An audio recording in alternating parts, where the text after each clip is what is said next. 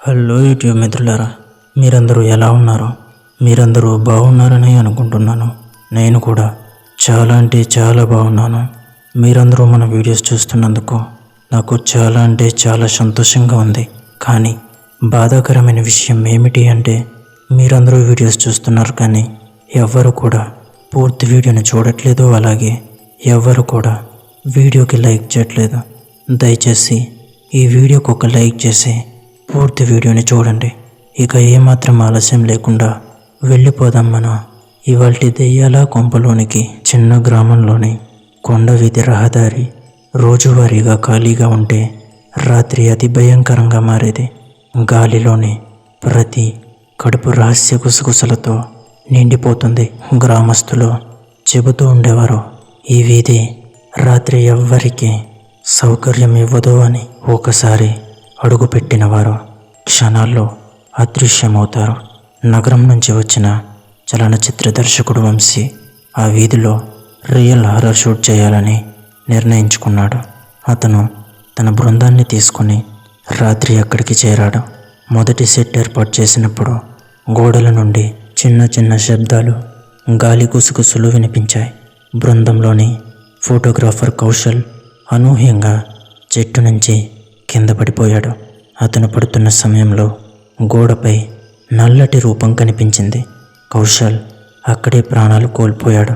రక్తం చీకటిలో నిలిచి ఎటువంటి కదలిక లేకుండా పడిపోయింది. వంశీ కెమెరాతో ఆ వీధి చివరి భాగానికి వెళ్ళాడు. అక్కడ గాలి నుండి అనూహ్యంగా ఒక నల్ల రూపం బయటికి దూకింది. వంశీ కొంత భయపడిన కెమెరాతో ఆ దృశ్యాన్ని ఫొటోస్ తీశాడు. తదుపరి రోజున బృందంలోని రమేష్ రాత్రి కెమెరా సెట్ కోసం వెళ్ళాడు. గోడల నుండి చిన్న చిన్న అవ్వలు, మానవ శబ్దాలు వినిపించాయి. ఒక్కసారిగా వెనక నుండి నల్ల పుండు చేతి స్పర్శ వచ్చింది. రమేష్ అక్కడే మరణించాడు. వంశీ స్టేజ్ ఏర్పాటు చేసి షూట్ కొనసాగించాడు. కెమెరా ఫుటేజ్లో తేలికగా మగ మరియు ఆడ ఆత్మలు మృత్యు ప్యాచ్లతో ఒకేసారి కనిపించాయి.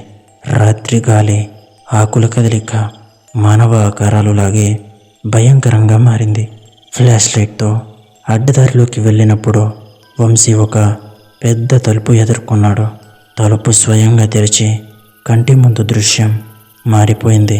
కొన్ని శవాల ముఖాలు తనను చూసి నవ్వుతున్నాయి. బృందంలోని యువతి శ్రావణి ఫుటేజ్ చూసి గొంతర్పకుండా అరుస్తూ తన కళ్ళు గాలి కవలకుండా కనిపించాయి.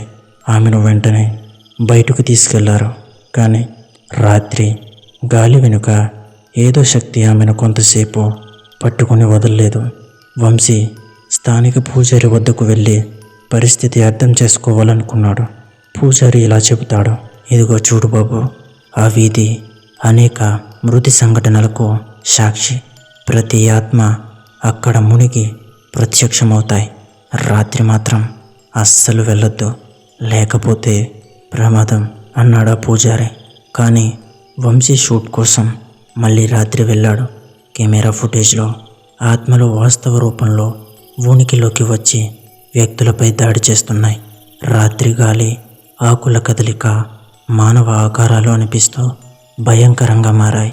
రాత్రి అతి చీకట్లో వంశీ గల్లీలో పడిపోయాడు. ఎంత ప్రయత్నం చేసినప్పటికీ కాళ్ళలో మరియు చేతుల్లో ఏదో బలమైన శక్తి అతన్ని అడ్డుకుంటోంది. చివరి శ్వాసలో కెమెరా ఫుటేజ్ బయటకు వచ్చింది. ఆ ఫుటేజ్ నెట్లో షేర్ అయింది. పర్వతంలోని ఆ వీధిపై భయంకరమైన శబ్దాలు, మానవ రూపాలు, శవాల అద్దాలు, మృత్యు సన్నివేశాల ఫుటేజ్ వల్ల గ్రామస్తులంతా భయంతో ఆ వీధి దగ్గరికి రావడం మానేశారు. వంశీ ఫుటేజ్ను పరిశీలించగా ప్రతి ఫ్రేమ్లో అనూహ్యంగా ఆత్మలు భయపెడుతున్నాయి. కొన్ని ఫ్రేమ్లలో రక్తంతో పడి ఉన్న శవాలు కంగారు పెడుతున్నాయి. ఈ ఫుటేజ్ ట్రెండ్ అయింది కానీ ప్రజలకు అది చూడడం కూడా చాలా భయం వేసింది. బృందంలోని మిగతా సభ్యులు ఆ వీధి నుండి తప్పిపోయారు. వంశీ కూడా చివరికి తెలుసుకున్నాడు, ఈ వీధి రియల్ హారర్కు సాక్షి అని. ఎవరైనా రాత్రి ఆ వీధి వెళ్ళకూడదు, లేకపోతే మృత్యువు ఆత్మలో మిమ్మల్ని వదలవు. కొన్ని రోజుల తర్వాత వంశీ ఫుటేజ్ను ఎడిటింగ్ చేస్తున్నప్పుడు ఒక్కసారిగా స్క్రీన్లో ఒక పెద్ద నల్ల బొమ్మ ఉరికింది. ఆ బొమ్మ వంశీ మీద దృష్టి సాధించడంతో అతను భయంతో కేకలు వేశాడు. తరువాత అతని ఇంటిలో వర్చువల్ రియాలిటీ సెట్లో కూడా ఆ ఆత్మలు ప్రదర్శించబడ్డాయి. వంశీ సరిగ్గా ఊహించలేని దృశ్యాలు అక్కడ కనిపించాయి. ఏ దిశలో చూసినా ఆత్మల చుట్టూ తిరుగుతూ రక్తం తొప్పుతూ కనిపించాయి. బృందంలోని మరో యువతి అనిత ఆ ఫుటేజ్ చూసి రాత్రి బెడ్రూమ్లో పడుకోలేక భయంతో అరుస్తూ పరిగెత్తింది. అతను తలుపు తట్టుకోలేక చీకట్లో తప్పిపోయింది. వంశీ ఫలితంగా గ్రామంలోని పూజారి దగ్గర మరోసారి వెళ్ళి ఆ వీధికి ప్రత్యేక పూజ జరిపించాడు. పూజ తర్వాత కూడా ఆ రహస్య శక్తులు పూర్తిగా తొలగిపోలేదు.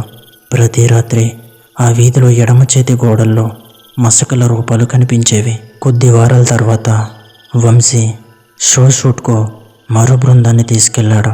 కానీ మూడో రోజు రాత్రి ఆ వీధిలో తిరుగుతూ బృందంలోని 3 వ్యక్తులు ఒక్కసారిగా అదృశ్యమయ్యారు. ఫుటేజ్లో ఒక్క క్షణంలో వారు కనిపించి ఆత్మల చేతులు వారిని పీల్చుతూ కోసు మార్గంలో ప్రాణాలు తీస్తున్నాయి. వంశీ చివరిగా తెలుసుకున్నాడు, ఈ వీధిలో ఆత్మలు మాత్రమే నివసించవు అని.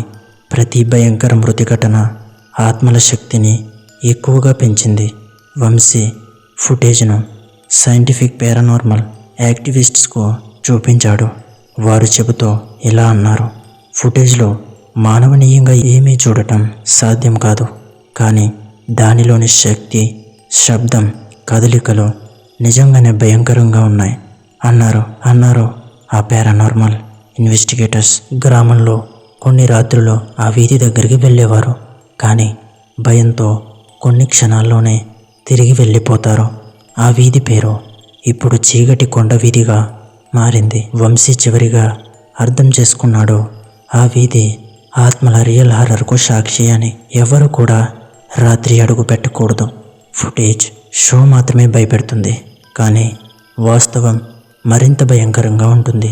గ్రామస్తులు ఆ వీధి గురించి పిల్లలకి ఇలా చెబుతూ ఉంటారు, ఎవ్వరూ రాత్రి అక్కడికి వెళ్ళకూడదు, అక్కడ చీకటిలో మిగిలిన ఆత్మలు మిమ్మల్ని వదలవు అని శిక్షణ ఇస్తూ ఉంటారు. ఈ ఫుటేజ్ అంతా యూట్యూబ్లో ట్రెండ్ అయింది, కానీ ప్రతి వీక్షకుడికి ఒకే భావన, ఆ వీధి నిజంగా మృతి ఆత్మలకు మరియు చీకటి కోసం సాక్షి అని. వంశీ బృందం చివరికి ఆ భయంకర రహస్యాన్ని అర్థం చేసుకుని ఆ వీధి నుండి ఎప్పటికీ దూరంగా ఉండేలా నిర్ణయించుకున్నారు.